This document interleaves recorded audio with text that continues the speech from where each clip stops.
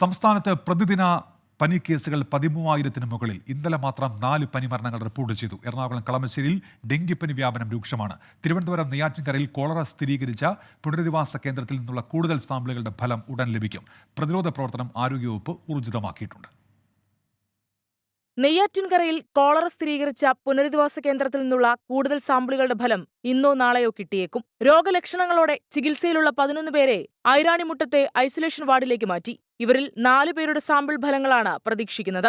Cholera സ്ഥിരീകരിച്ച 10 വയസ്സുകാരനടക്കം 2 കുട്ടികൾ SAT ആശുപത്രിയിൽ ചികിത്സയിലുണ്ട്. എല്ലാവരുടെയും ആരോഗ്യനില തൃപ്തികരമാണ്. എന്നാൽ രോഗ ഉറവിടം എവിടെ നിന്നാണെന്ന് ആരോഗ്യവകുപ്പിന് കണ്ടെത്താനാകാത്തത് ആശങ്കയുണ്ടാക്കുന്നുണ്ട്. ചികിത്സയിൽ കഴിയുന്നവരുടെ പശ്ചാത്തലം പരിശോധിച്ചാണ് പ്രതിരോധ പ്രവർത്തനങ്ങൾ നടത്തുന്നത്. സംസ്ഥാനത്ത് പകർച്ചപ്പനി ബാധിച്ച് ഇന്നലെ ചികിത്സ തേടിയത് 13,511 പേരാണ്. ഡെങ്കിപ്പനി, എലിപ്പനി കേസുകളിലും വർധനയുണ്ട്.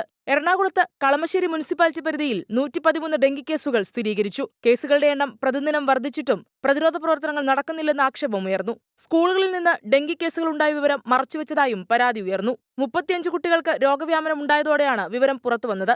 നഗരസഭ ആരോഗ്യവകുപ്പിന് കൃത്യമായി കണക്കുകൾ നൽകുന്നില്ലെന്നാണ് ആക്ഷേപം. കഴിഞ്ഞ ദിവസങ്ങളുണ്ടായ 4 മരണങ്ങൾ എലിപ്പനി, ഡെങ്കിപ്പനി, വെസ്റ്റ് നൈൽ മൂലമെന്ന് ഇന്നലെ സ്ഥിരീകരിച്ചിരുന്നു. വിവിധ ബ്യൂറോകൾക്കൊപ്പം 24 തിരുവനന്തപുരം.